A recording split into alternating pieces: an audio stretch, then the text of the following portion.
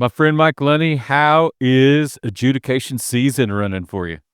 Going pretty well. It's a double-edged sword. It's the best exciting time that I get to do as a clinician judge, and it's also the thing I dread the most is going to adjudicate bands I can because see. they've all put so much time and effort, and then I hear a 15-minute window, if even that, and then I just slam down a rating and try to Sure. justify it, and it's tough, but it's exciting to see these bands achieve at these different levels, because I know how much they've worked, and that's a really important evaluation for them.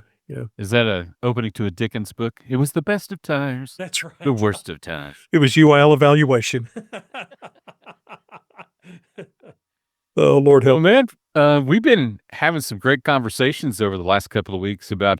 I know we talked about warm ups and tuning and making sure our band hall is set up in a great way to promote a great rehearsal. We even talked about planning the perfect rehearsal. Oh, yeah. And and I hope that it didn't offend you that in the liner notes for that episode, I said, uh, Mike won't confess to ever having one, That's right. but it does know how to plan for it. Yeah, it's like losing weight. I know everything about losing weight. So, uh, is there more to that that we can discuss today? Yeah, now it's gonna get real personal, okay? These are director concerns.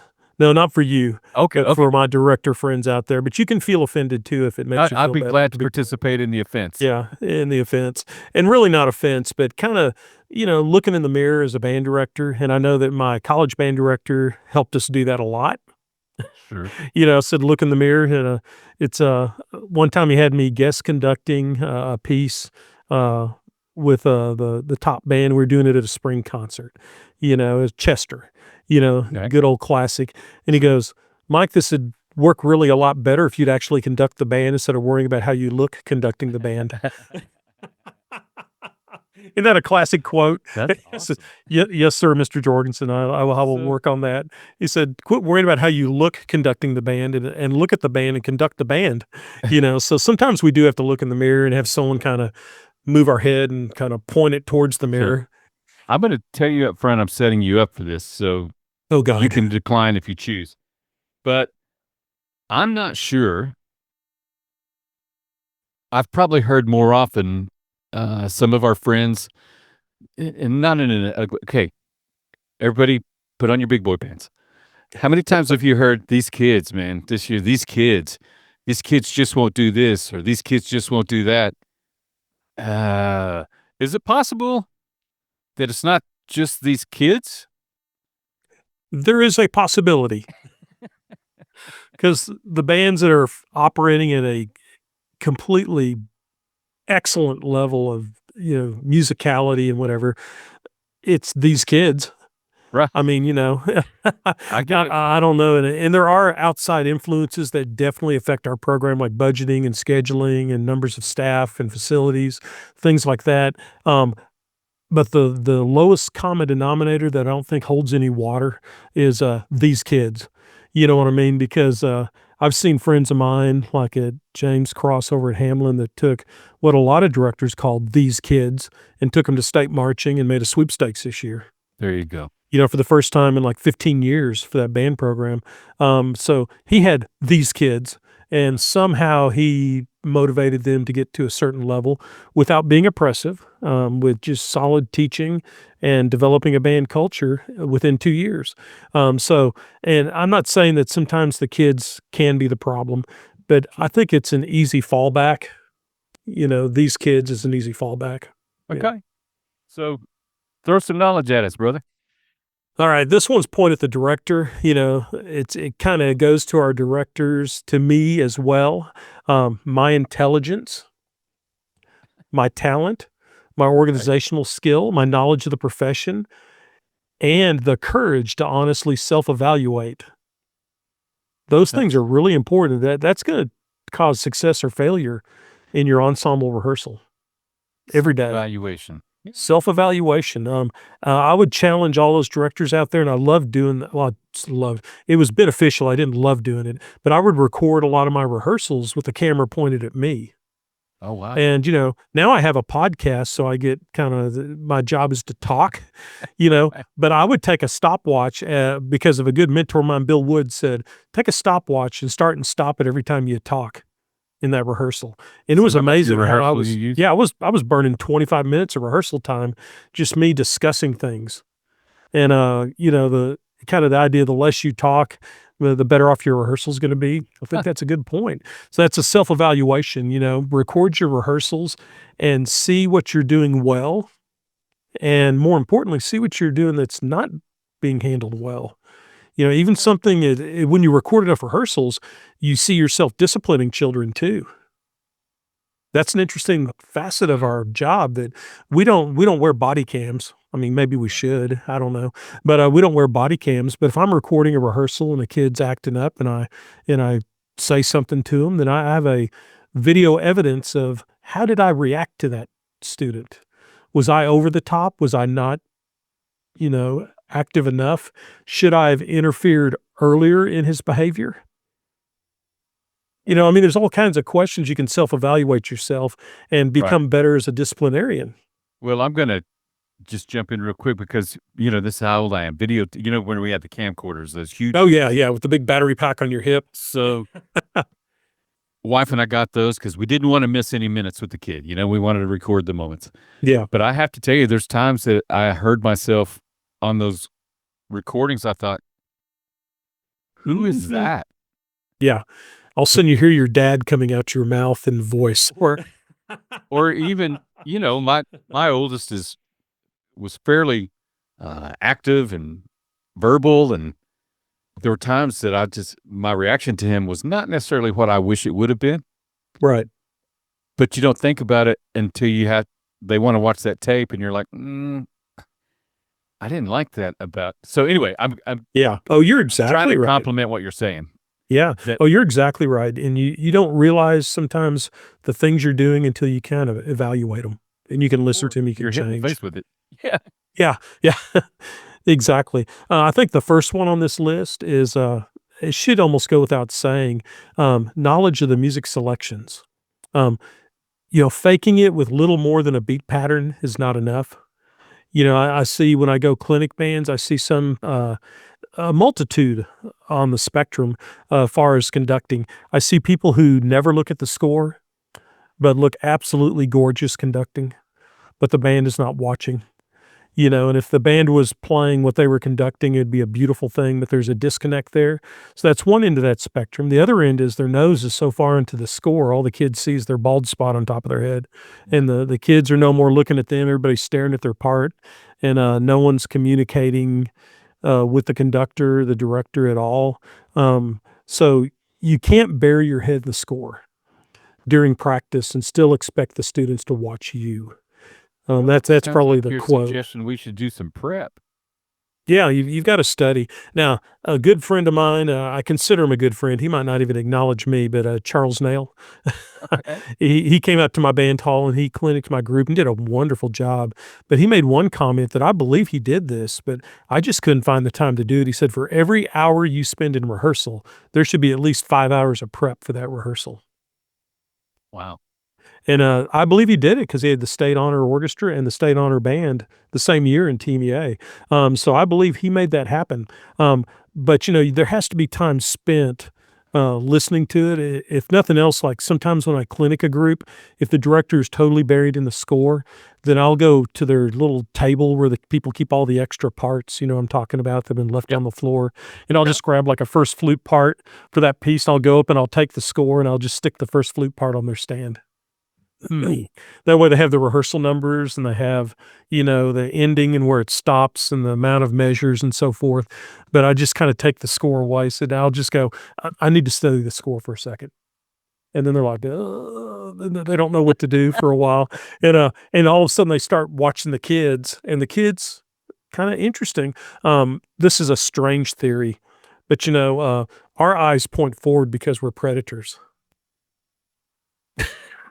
Wasn't We hunt. expecting that, but okay, yeah, We I see that. hunt, you know what I mean? That's the sign of a predator, that both their eyes face forward, They're not on and the they're a sides of okay, predator. right, yeah. And so we know when someone's watching us Think about that. Have you ever had that moment when you're in a crowd and you think someone's watching you and you just look straight at them across the crowd and that Right. person is watching you? And so I think it works that way in band too. If we consume ourselves with watching the band, they can't help it. They cannot help it. They see someone watching them and they start looking up, you know? And so I think that we can use that to our advantage to have the kids watch more Okay. carefully. And our score needs to be researched. We need to study it. We need to mark it. We need to mark our if you catch yourself doing a lot of markings during rehearsal, not that that's bad, but most of your marking should happen before rehearsal. What is my plan? And then, yeah, sometimes you got to go, that's not going to work. Let me mark this. But I see directors sometimes that spend the whole rehearsal marking their score with ideas of things to work on when they could just keep working. And maybe that's a sign of not enough score prep, you know, on those Sure. pieces. Hey, are you an advocate of listening to rehearsal regularly? Oh yeah, yeah. I would always Time have to the mark your band score. play through their Yeah. entire contest program on a Friday, and then that weekend I would go through and kind of analyze it. That's one time I'd just say, "We're doing a full run through. We're not gonna stop anywhere. We're just gonna make sure we understand the endurance that needs to happen for this, and not just the physical endurance, but the mental endurance of trying to stay focused for 15, 20. I mean, 15 minutes doesn't sound like a long time, but when you're actively focused at a task, 15 minutes can be a long time, so you've got to get the students used to that. So part of it was for them. The biggest part was for me. So like, I'd listen to that recording, and it might simply just be my phone on the podium. It's not anything fancy. Or I might set it on the shelf behind me and hit voice memo and stick it on the shelf behind me and just record the whole rehearsal.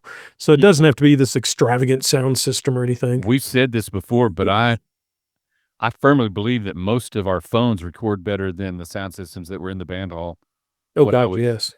a kid anyway. Yeah, the first band hall I taught in was in Throckmorton. We had a reel-to-reel tape machine, and I also found that really interesting because our contest tape came as a reel-to-reel. So you Very good. stuck it up there and wound it through and did it. And you're exactly right that even our at the time what we thought were really good solid microphones, and we'd run it into the reel to reel. Our phones record better than that. I have a little just to throw out to Zoom. I guess that's a company that they do microphones, and they've got a Zoom microphone. They have like the recording units for years, but I found a Zoom recording microphone that hooks to my telephone, Right. to my cell phone, and I just plug it in and I can set the balance and everything. There's an app with it. And I tell you what, that's more sophisticated than anything I had 10 years ago. And it does really horrible to say, but get such good recordings. It's like you wish it didn't record quite as well Gonna say we all because it start tells you every pimple and got excited about digital recording till we heard a digital recording. yeah, I know. Oh my God, we've got to Never work heard it harder. before. Yeah, I didn't realize they were doing that. Okay. But yeah, we've got to make sure that all that stuff is marked to have a good rehearsal, and you've got to study the score now. And a lot of things, let's say at a 1A, 2A, 3A school, if you're playing grade 1 and 2 music, I mean, you don't need to dive into 5 hours of score study on a piece that's a grade 2 piece, but it's sure what I find more beneficial is isolating those notes that I know are bad notes on those instruments Right. and beforehand and going like, okay, C sharp is really bad on an alto sax, so I'm going to circle it here, and they're probably going to be out of tune. And low D on trumpet, that's probably going to be sharp, and we'll Or see if their or slides space E, work. right. Yeah, we'll see if their slides work. Things like that more than let's delve into the compositional techniques of this composer. I think that's not as needed, but I think it's the nuts and bolts of, do we have enough percussion that can cover the parts? You know what I mean? Right. Things like that. You don't want to find that out in rehearsal when you first read it and the kids go, there's 18 percussion parts, Mr. Lunney. Oh, I guess we shouldn't be playing this. If you only have 5 percussion, or if you have 18 percussion, that's a bonus, but you need to know what's coming up before you do it, before you pass out any music to them. Okay. So Then know your score, know your know music. your score, man. Know the score. It's band 1, Mike Lunney 0. That is the score. Okay. The band always wins. Organizing the rehearsal, we went through a whole podcast on that, but the teacher should plot out each phase of the rehearsal and you need to identify goals, even if it's just in your mind, or better yet, maybe stick it up on the whiteboard, or with our modern technology, run it through the smart board or the projection unit. What are your goals for today's rehearsal? It might just be we're playing this piece to rehearse, and my goal is better phrasing and intonation. That might be the big goal. And that doesn't mean we don't work on other things, but you're planning for success that way, and your kids are seeing it and they know where you're coming from. So if you keep harping on intonation and phrasing the whole rehearsal, they know that isn't just Mr. Lunney having a bad moment. That was actually the plan of the rehearsal, and there's some validity in the kids buying in to what you're doing instead of thinking, "Man, he got up on the wrong side of the bed. He just keeps complaining about our tuning, and he didn't do that yesterday." Right. So that goal has to be there. Um, this is the hard one, especially for younger teachers, but anticipate where the problems are gonna be, you know? Okay. Anticipate. You kinda know if there's a low brass moment where there's a quarter rest on 1, and then their melody starts on beat 2. Anticipate that's gonna be a problem. Someone's gonna play early, so Yeah. circle that quarter rest, be ready for it, and a lot of times, talk about it before you play that section, and you can eliminate some of those mistakes, but we all know through experience where bands mess up, that's just what happens. If we have a trumpet player to trumpet player, if there's a third line B natural, what would you anticipate most trumpet players doing incorrectly? Yeah, That's they're not good. gonna play second valve, they're gonna play first valve, aren't they? First valve. Because the first valve is our friend. First You valve is understand my like, brain just had to edit what I was gonna do. yeah, that's right. But, you can anticipate, or if it has a second position in trombone, a lot of young trombones think second's right in between first and third. Right. They don't realize it's only about the between the 2 knuckles of silver. Huh. It's closer to first position. And in fact, on trombone, when you really get into it, there's no true accurate, "This is the position," anywhere on that horn. Right. It has to do with what chord it is, what note I'm playing in the chord, what key we're in, and you don't wanna go into all that with every kid because that's just, like, blow their minds, but getting them to listen to know that, when my finger's next to the bell, that's third position. That's a dangerous thing, and I see trombone even, in Stick higher your level finger out bands, there. Yeah. yeah, and they touch the bell. Yeah. And it's like, "Don't do that. That's not gonna work in the long run. That'll work 90% of the time." And then you get into technique, and then you're just, like, losing fingernails, trying to play the horn. So you have to anticipate those mistakes, and So that's this may hard be sometimes. oversimplification, but kind of what I hear from you in this conversation is as we're organizing and getting ready, tendencies are called tendencies for a reason. Yeah, yeah, So just look for the tendencies and maybe give that a quick some attention yeah. or know that that's a possibility. Yeah. Or just a tendency in a band to I'll give you a real easy example. A lot of times we'll have our flutes tune, and in today's world, they'll have their individual tuners or their phone on the stand, and they'll Right. tune, and think about it a second, which way are they looking when they're tuning? They're looking down at the stand, aren't they? Right. Okay, so they get it locked in, they get the head joint, "Okay, I can play my concert F, I can play my A, I'm good," and then you start to conduct, and where are Then they they roll looking? it up. That's exactly right, so they play extremely sharp, and then we go, "Flutes, quit playing so sharp, tune." So they all look at their tuners again, and they look down, and then they all look back up at me, and they play, so it's like you gotta hold the tuner up in the air for them, and that's why I like those tuner caddies that connect to Right. the stand. You can stick it on there, but that's just one little tiny example. I know, like, in marching band, we'll get into marching band. It's never too early for marching band. There's always Never. room for jello, but, the little bitty kids, the freshmen, their feet will always move slower than the rest of the marching band when you start doing marching fundamentals. Almost always. Very rarely do they move their feet the same speed as the rest of the band. They'll always move slower. And there's a real easy means for it. The fact is, for 3 to 4 years, we've chewed on them about your toe determines the beat. Okay. Your toe tap tells us when the beat happens. So then we get into marching band and we forget to tell them that it's the heel. So their feet are moving slower because they're waiting for their toe to touch the turf, and that's count 1. And then count 2 is when the other toe touches the turf, not the heel, as the foot rolls down. And so they're always behind. But once you tell them that, they go, oh, it's not the toe anymore. It's the heel. So that's just With another this little tiny situation. Right, right, example right. that'll help get them where they need to be. And if you understand the score and know the ensemble's weaknesses, I mean, if you've got, let's say, a really bad French horn section, then you're going to know you're going to have to write down a whole bunch of things to help them. Or you might even have to play it on an instrument. You might have to, hate to say the quiet part out loud, maybe a little bit of rote teaching because that's your weakest section, but that one measure has to happen in God of our fathers. So you go, okay, guys, it goes like this. Just Right. listen to me, play it back, listen to me, play it back. And then sooner or later they'll figure it out. But it's the old idea, you teach a man to fish, he'll never go hungry. Sometimes you just got to throw the fish right in their face. You just go, here's a fish. Eat this. And said, we'll worry about fishing later. We're right now, just have the fish and we'll be okay. And if you do all that correctly, it will keep the students happy, because there's nothing worse. I say nothing, that's a very dramatic. Nothing worse than being stuck in a rehearsal as a performer where the conductor has no idea what the score is and has no idea what tempos they want to take, has no idea what they need to happen at certain places, and they're constantly shifting and changing their mind. Right. Or, and it's not that I want them to be an authoritarian, but I want them to be prepared, Right. and when I play like in a church orchestra, oh my gosh, sometimes that's so horrific because, they just ignore the orchestra completely because they are, in essence, generally a choir director. And I understand that concept, but man, at least look at what we've got.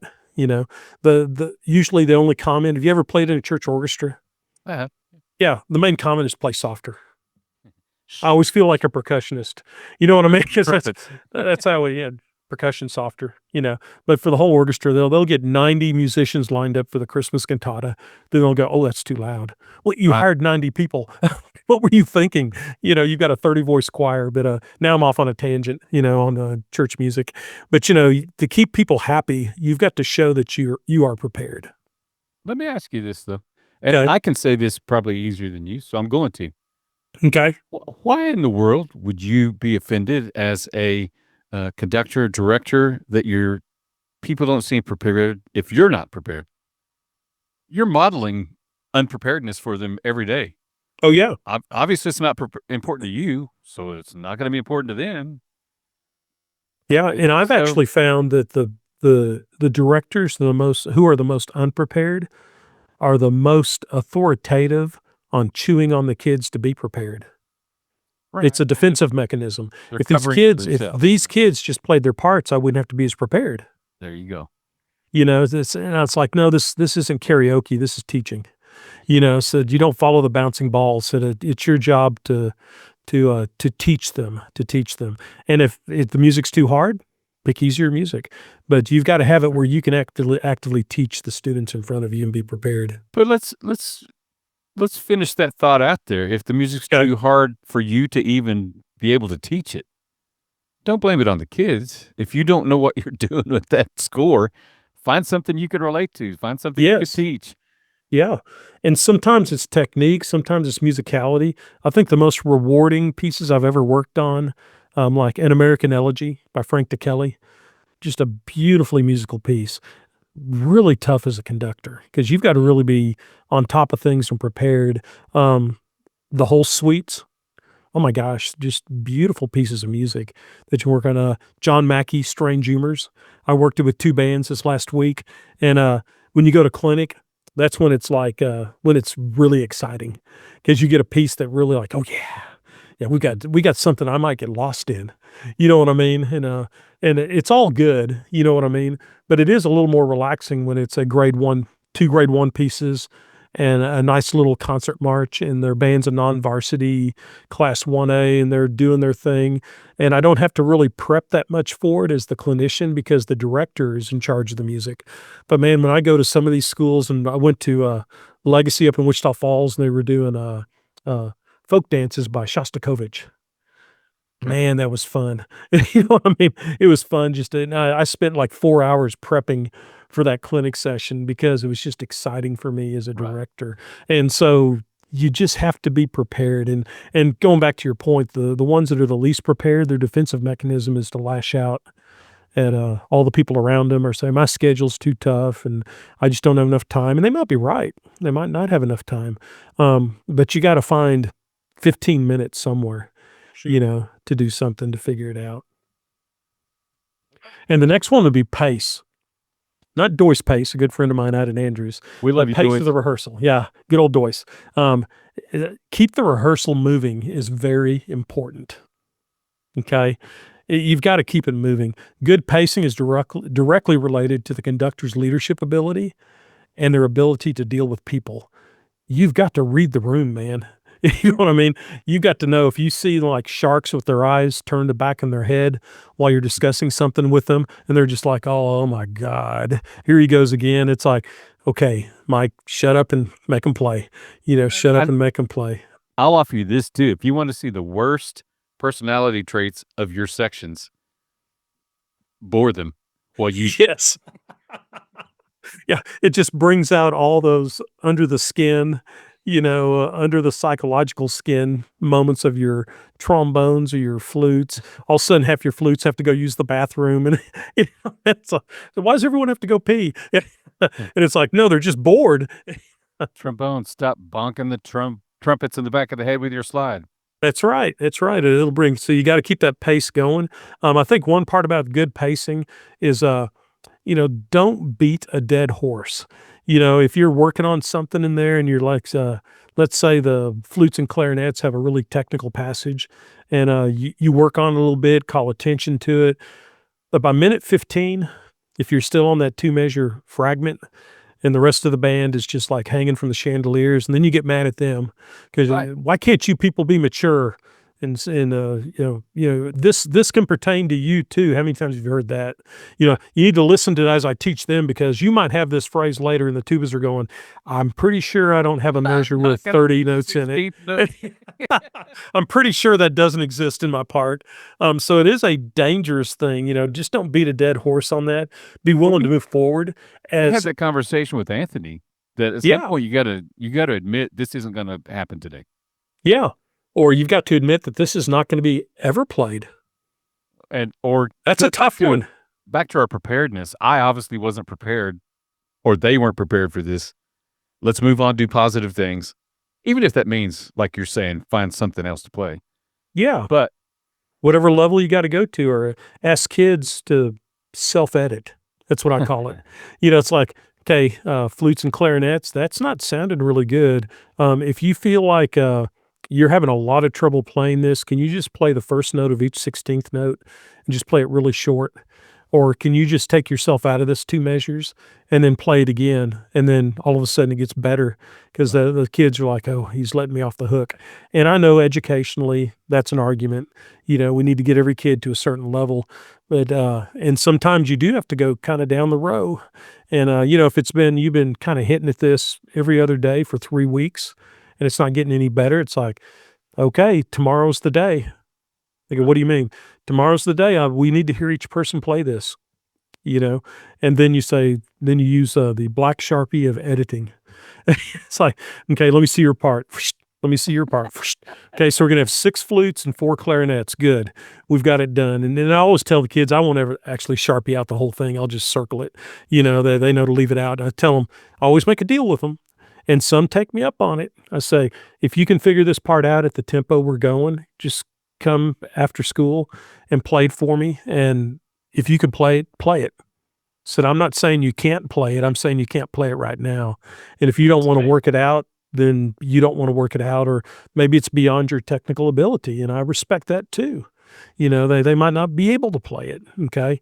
And I think the key element that was kind of driven into my head by my horn instructor in the Skyriders, John Simpson, he goes, the most important thing, because half of us were education majors in the horn line, 64 bugles. And he goes, would you want your child in this rehearsal?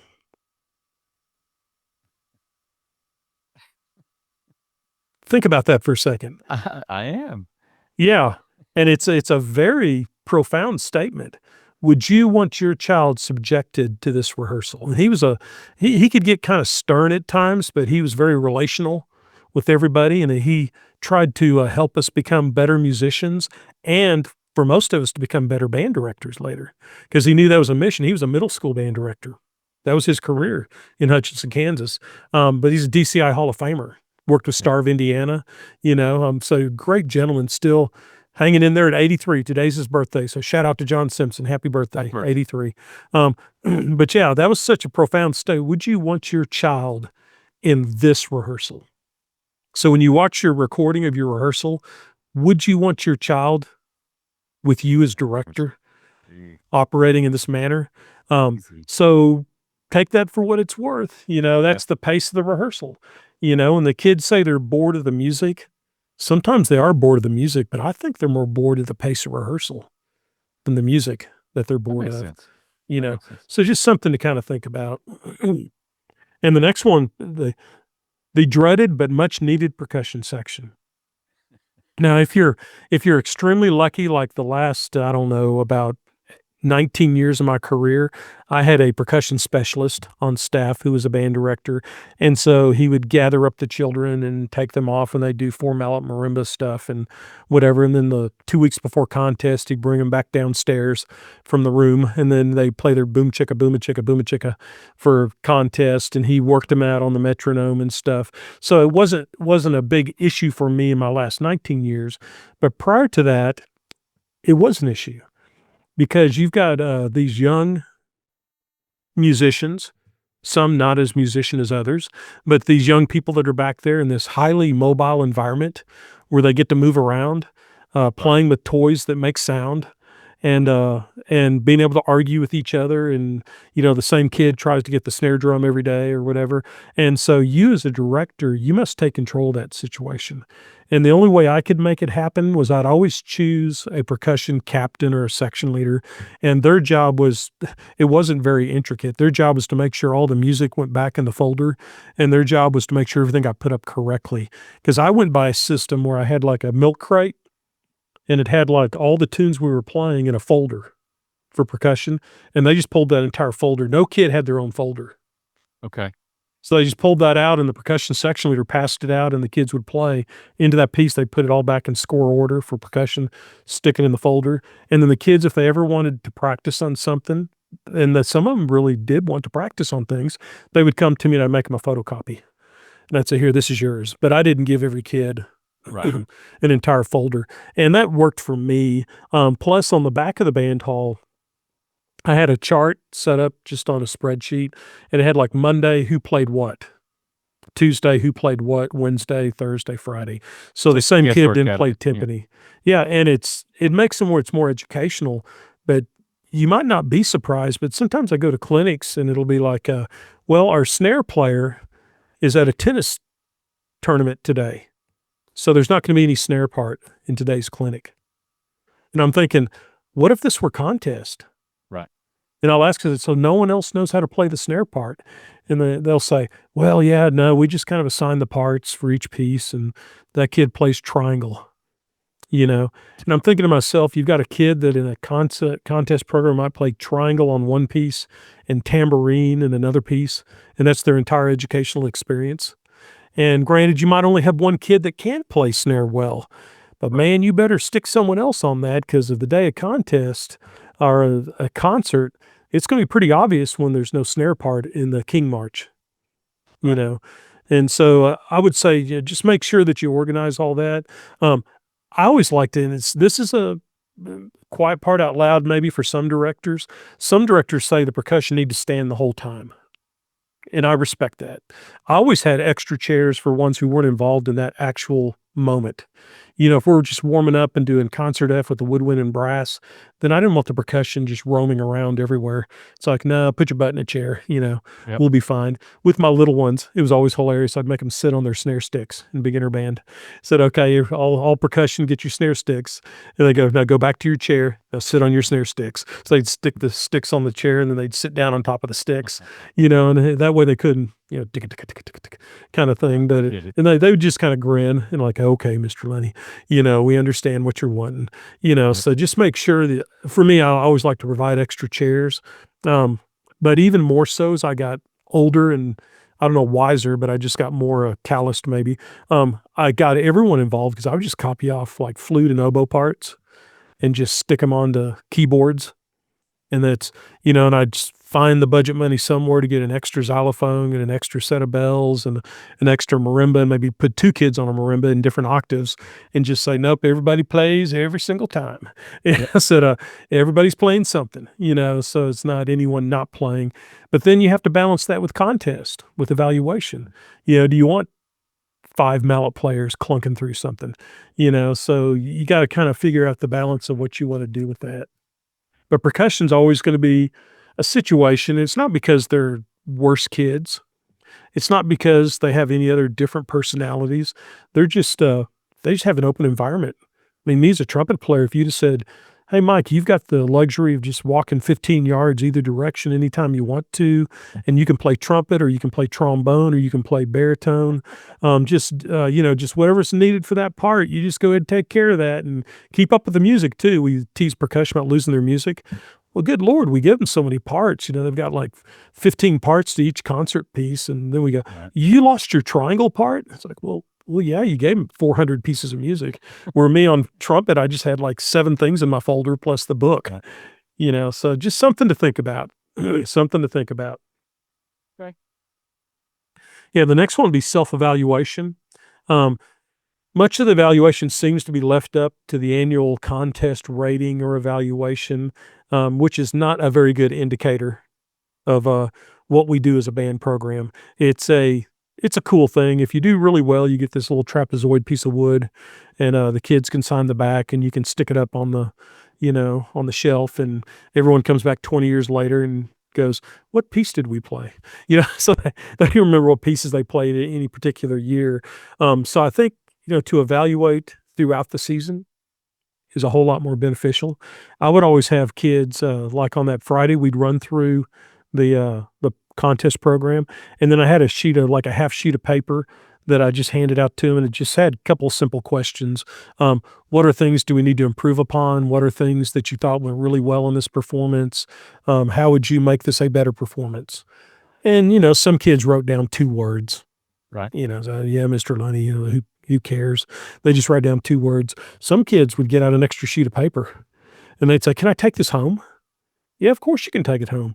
And nowadays, oh my gosh, with Google Drive and Google Classroom, you can throw that recording onto Google Drive, and, Brian Hekamovich, he does that in Fredericksburg, and the kids actually actively analyze their own rehearsals, So and Huh. does every kid do it at a high level? I doubt it. But do a significant number do it? Yes, they do. You know what I mean? They listen to it and they, "Hey, this articulation's wrong here. That's it's all smudged together. We're crushing down the 16th notes Huh. right here," where they don't hear that when they're in the ensemble, but they hear it when Right. they listen to it on the Google Drive. So That's just pretty things cool. to think about, self-evaluation. Okay. And to kinda go through it, the directors need to have the courage, the courage, isn't that a funny word to say it that Good way? noise. Well, the courage, we have courage, Hmm. to listen to recordings and compare what you hear with the sounds coming from your band. Uh, I'll just let that one settle for a second, sure. 'cause, I'm as guilty as anyone. I'll be conducting a piece of music with my band, and in my mind, I'm hearing the recording of the UNT Wind Ensemble, and man, they're playing really well as I'm conducting because it's in my head, but I'm not observing what's coming at me We've had from that the conversation ensemble. before that we condition ourselves to what we want to hear so much that we don't hear what's actually happening. Exactly. That's exactly right, and we fill in the blanks. It's kinda like and I don't know if it's the same way with, digital photography, but the old days of film, there are a lot of still shots that are run together with a little tiny blank between. Technically, that blank's up there when that film's running, but Right. our brain fills in the blank. It fills it in, and we can see it as a video when it's just and band's the same way. We kind of fill in the blanks as a director. Like, "Yeah, that's good. Yeah, that'll be good." Or we get used to hearing the mistake. Right. in a that's what's really fun to catch a director when you go clinic. It's like, it'd be really nice if they played that A natural in the trombone part. Oh my god, and I've been on that other end where clinicians have come in and said, "You know, Mike, this works better if they play the right notes in the correct order." It's like, "Oh, man, now you're stabbing me right in the heart," because we get used to hearing that mistake or a chord that's out of tune. We kinda don't wanna deal with it, so we get conditioned to like, "Oh, yeah, I'll work on that someday," or even worse, it becomes sounding correct to us. Right. Kinda like as a trumpet player, those young trumpet players, if they don't use their kick slide, they get used to hearing that low D very sharp, Right. and to them, that's correct. Right. It's And all of a right. sudden, you try to play a chord, and they're out of tune, and they're like, "But I'm playing it right in tune. This is how I played it since my first day of beginner band." And it's like, well, that's why they put that kick slide on there, and then you have to figure out whose is working, who's missing rings, whatever. But yeah, our brain can come conditioned to hearing mistakes as correct, okay? The other one's not too hard to do. Go to conventions, because we all love to go to TMEA and TBA, but there's a something to add here. Don't just go to the convention. How about go to concerts and listen? And I found more useful information going to like orchestra and choir concerts at TMEA than band concerts Yeah. or even rehearsals. Go to rehearsals and listen to them. And you don't have to, in TMEA especially, people come and go all the time as long as it's between numbers. It's not the etiquette that we should have. But, there's times I'll sit way in the second balcony on the very end because I'm only gonna go to, like, 30 minutes, and that way I can slip in, and then right when they're retuning or whatever, I can jump out the door, and at the big halls out there, they usually leave the doors open, so there's not doors slamming or anything, Right. but take time to go listen, you know? The next one is really hard. Can Go I to can I contests throw that one take. thing on you before Yes, you move yes, on? go for it, yes. This a little bit of honesty. In the retail side of life, I don't get to hear as many as I used to. I don't get to go to as many concerts as I used to, or when I was and so the older I get, the farther between it seems like Yeah. NBA this year, I forgot how powerful music is and was so moved. There were times I was like, "Oh," because Yeah, West Plains was really good. yeah, they were, but my point is I still was moved by him. even you said don't be scared to listen honestly or do some critical evaluation. At the same time, it is also such a refreshing reminder of why we do what we do. Yes. The emotional value and the actual, the presentation of music that you've worked hard on. Yes. Let that encourage you in your group to go back and work hard and to want to make beautiful music.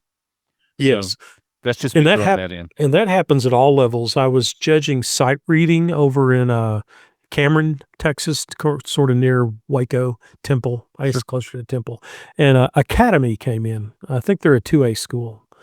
Might be a 3A. Might be a 3A, but they did their sight reading, and now the judges don't sit in there while they're rehearsing. We leave and go to a separate room, and it's like a psychological experiment, and then we come back and listen to the same piece 30 times in a row by 30 different groups. But I'd never written this on a critique sheet before, but I said, "Your, interpretation of the crescendos towards the end of this piece is the first time I've been moved musically in a sight reading performance." They literally musically moved me, just as a sight reading level 2, but man, it was like, "Oh my gosh, goosebumps." So it doesn't have to be the Giannini Symphony, or Right. Hindemith Symphonic Metamorphosis. It can be a sight reading piece that's done musically beautiful. So I throw that out there because you're right, you go to TMEA and sometimes it's overwhelming if you're teaching at a 1A, 2A, 3A, 4A, 5A because you hear these incredible bands. It's like, "Oh man, what's the use?" My kids will never be able to play that literature. The cool thing is they don't have to. Right. That's not the point. They can make it musically moving with a grade 2 piece of music, you know? So, just something to throw in there, okay? Yeah. But I appreciate you saying that because the older I get too, the less I find myself going to concerts because I get myself caught up in meetings and, different things we're doing at convention and different responsibilities I have, or including like having a beer with friends at the bar, different responsibilities. So I catch myself not listening to as many concerts, and I have to really tell myself, if you're going to make a living clinicking bands, you need to get your butt in there and listen to some bands and hear what the top notch of our profession are doing as a performance. So you're exactly right. Okay. The next one is go to the contest and take what is coming to you. Okay. And I've sat Also there in known that, as man up. and I've been outside. I've gotten onto my bus, my third year of teaching with straight threes in concert and straight threes in sight reading. And had a gentleman knock on the door and tell me basically and bluntly, after he kind of praised me a little bit, he goes, "But you suck as a band director." And I was like, "Yes, sir, Mr. Gray. Yes, sir." Because I'm holding my 6 third division sheets. And he goes, "But I'll come out to your place every Tuesday and Thursday if you'll buy me lunch, and I will either kill you or make you into a band director." And Mr. L.E. Gray, he came out for that whole semester. And the first rehearsal, another funny moment, I go, "Well, Mr. Gray, what'd you think I did that was good?" He goes, "You did a good job check and roll." And then he just stopped. And then he goes, "These are the things you did incorrectly." And then little by little, he reformed what I did. And from that point on, I had 1 second division the rest of my career. Think about that. And I attribute it all to Mr. L.E. Gray, because he kind of made me realize that, I'm not doing what I'm supposed to be doing. So, sometimes you got to just kind of take what's coming to you. If it's a second, third, fourth, fifth division, hey, But I'm gonna throw this in there too. We have this conversation a lot. You've gotta be able to listen to somebody critique.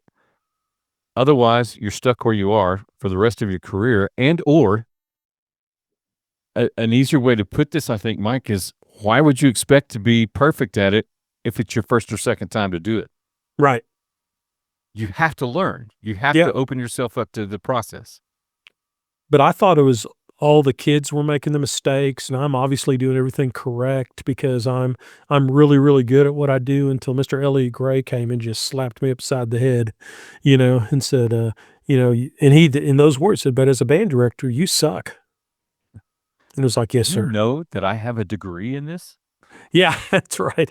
Yeah, he was very he goes, "I heard you play your senior recital. I know you've marched to the top 12 drum corps. I've heard you play lead in the jazz band." Said, "I know you're a really good musician." And then he let it go. He goes, "I know But you're a really good musician, but as a band director, you suck." And he said, "Your band was horrid on stage." He said, "I can't think." He goes, "I think it should have been a 4 or 5. So they were very kind to you to give you straight threes. That could have easily been a 4-4-5 on stage." And then later on, I listen to the recordings and go, "Oh my God, he's right. He's right. absolutely right." And sometimes you got to listen to it. And even the ones who've done well, they've had their moments. I mean, this is a Facebook post. Brian Tillman at Erie County is retiring. And he put on there, he said, list of accomplishments. And one of them was having 2 state championships in marching band. And the other was getting a 4 in marching 1 year. He said, "Yes, and I have experienced a 4 and a couple of threes." You know what I mean? So Yeah. these guys that we hold up as the cream of our band directing community, they've had their moments when they've stumbled. And Brian, just knowing him, I guarantee he took that 4 and he just dissected it. What did I do wrong? What needs to happen? And he figured it out and came back twice as strong. Okay. Um, and this one, I'm not trying to get people to hire me because I've got a plenty full schedule, but invite proven directors to work with your ensembles. Right. Have someone come out and work with them. And if you can't do that, because I know budget money's a tough deal, but I spent the other day with analyzing, I guess it was 5 different pre-UIL contest recordings from different parts of the state. They just emailed to me. And then what I do is I keep most of the scores on Fourscore, and then I can put it on Fourscore, and then I can play the recording, listen to it once, write some notes. Then I listen to the whole recording, and what's cool is I can stop and start the recording. So I can Right. stop and go, "Hey, here's what you need to do here. This is an idea here. Start it again. Okay, now right here, let's do this." And I don't charge anything. You know what I mean? It's just trying to help out my fellow brethren out Right. there. So there's ways to do it. I know like directors who trade off. There might be one at Spur and one at Jayton, little tiny towns here in Texas. And maybe they'll have Monday night marching at one school and Tuesday night marching at the other school. And the directors will team up and not charge each other, but they will help each other. So figure out a way to get extra eyes and ears. And with today's technology, it's easier. When I first started teaching, that technology didn't even really exist. People didn't record, videotape their bands or anything, Right. so you just had to have a body in the room. They had to come out and help you. Okay. Yeah. The next one is invite student evaluation. This is one that's sometimes a really tough one on our pride, but it's truthful. Just ask the students to evaluate the rehearsal. Maybe a simple question I've used in my leadership of, what's one thing you would do different next year in the band program if you were the director? And how would you do it to make us a better band? And it might be a rehearsal technique. It might be a logistical thing. It might be how we store our equipment. It might be how we load the trailer. You know what I mean? But it's kind of like atomic habits. It's 1,000 little things that add up to the big thing. Right. So you get all those little things. And sometimes that's hard because, and I had enough of a good relationship with my band program that we could actually discuss it in our leadership meeting. They'd say, Mr. Lunney, if I was the band director, this is what I would do, blah, blah, blah, blah, blah, and this is how I would accomplish that. And it was done respectfully back and forth. And do we have to take everything they evaluate as what we're going to change? No, because you've got the experience as a director of knowing some things that just will not work because you've tried it. And Sure. sometimes you have to be honest with the kids and go, well, we tried that and it didn't work. Do you have a different way we could accomplish that goal? And sometimes you just agree to disagree on Yep. something, but 90% of my changes were almost always done by student evaluation. Hmm. You know, That's it cool. helps a lot. The other evaluation I would use, this is always fun. We would have like our bus drivers. And I think I talked about this in another podcast. Yeah, you did. Our bus drivers would come and watch the marching rehearsal, and I'd give them little clipboards or start a cassette player for them, and they just talk about what didn't make sense to them, or Always good for that.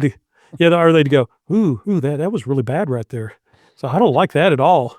It's like they had no pedagogy to help you, but man, that was so helpful to get just someone who was just totally away from the whole product and just go, "That doesn't make any sense right there."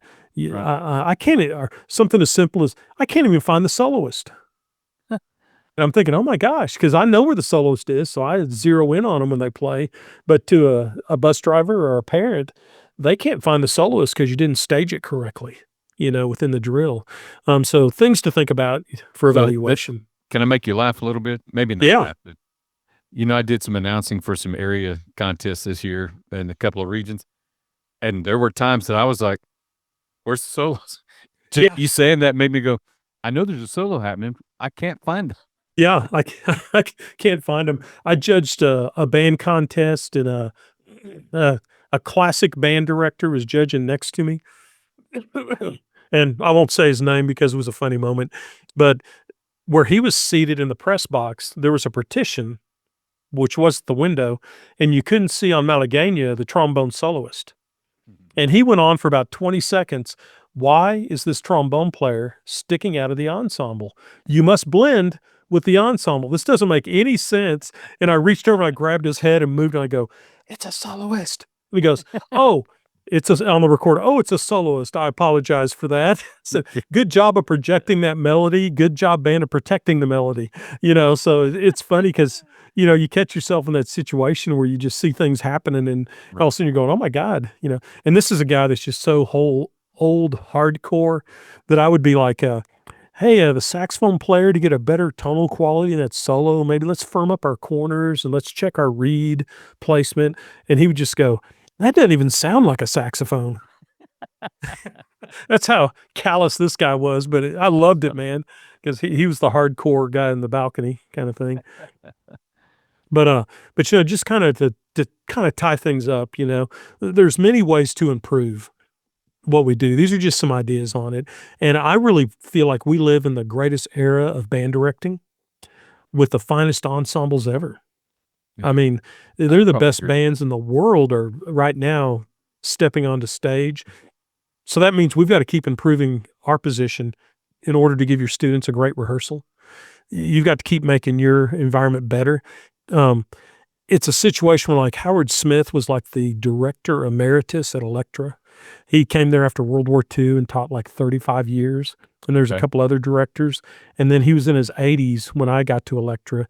And he would come up to the band hall. Mr. Smith would. I never could call him Howard, but Mr. Smith had come to the band hall and he goes, one day we were talking about the performances and stuff. And he kind of said the quiet part out loud. He goes, Mike, there was a time when all you had to do was push down the right fingers in the right rhythm. And that was considered a first division in 1A, 2A. Right.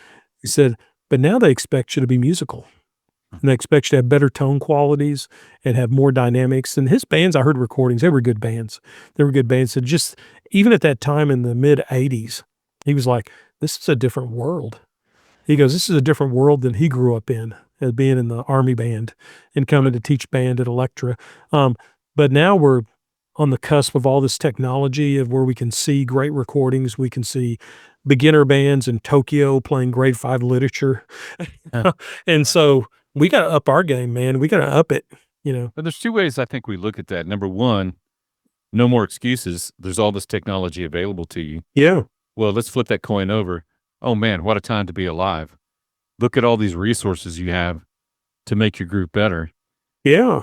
With proper perspective, I think that we can embrace some of that stuff a lot better, as opposed to, you know, there are not that many excuses left for getting help. I Right. mean, you said it yourself. I think since we're kind of speaking more towards our brethren today, the issue is, are you willing to ask and are you willing to actually receive Right. the help that's available to you? So, agree? That's exactly right. And that was a lesson for me as a young band director because I was definitely one of those that if a clinician came in and said, we need to do this way, and I was the one that said, well, I've already taught them that. They're just not doing it, you know, or, well, I don't know about that. And, so, and it's like, I think the greatest quote, my old college director came out to clinic and I said that to him in all stupidity. Well, I've already taught them that. And he goes, no, you haven't. Apparently not. Yeah, because if they're not doing it, you didn't teach it. You might have said it. Said, but I can get, anyone can say anything. I could write it out on a piece of paper and get the school secretary to come read it to them, but that doesn't mean they're going to do it. So that was like a mind blown moment. It was like, oh my gosh, he's right. If they're not doing it, it's because I haven't taught it. And I think there's fewer Ellie Grays in the world than there used to be. Yeah. Not a lot of people are going to tell you, you don't do what you do very well. Let me help. Yes. As a band director, you suck. Nobody wants to hear that. No. But it was a turning point in my career because I did. But if we take today's podcast to heart, maybe you can say that yourself and go find somebody before it has to be pointed out to you. Yes. So Exactly. that's good stuff, man. Awesome. But just hoping everyone out there, just keep making yourself better. Your career will be more fulfilling. Your kids will be more happy. You'll be more happy. Right. Just don't ever sit there and think that you've arrived. And my encouragement would be, don't think it's all going to be perfect tomorrow. Let's do what we can today to be better tomorrow. That's a perfect quote. Let's judge tomorrow against what we were yesterday. Yeah. And with the world we live in, we want something instant. It just doesn't work that way when we're learning craft. Yeah. It's not Guitar Hero. Cool. Well, man, I appreciate you and your willingness to be that mentor and your willingness to even say, hey, just send me a tape. I'll do what I can to help from where I am. So thank you for that. I would encourage everybody else, find that person in your world, find that person in your area that can, that has your best interest at heart. Maybe that's a good way to put that. Yeah. I like that. And if somebody just wants to be snide about it, maybe that's not the right mentor for you. So Yeah. there's lots of them out there, but brother, have a great week. You too, my friend. I don't know how much more adjudication you got going on, but if you do, be safe, and we'll do this again next time. Sounds good. It's good to see you, Derek. You too, man.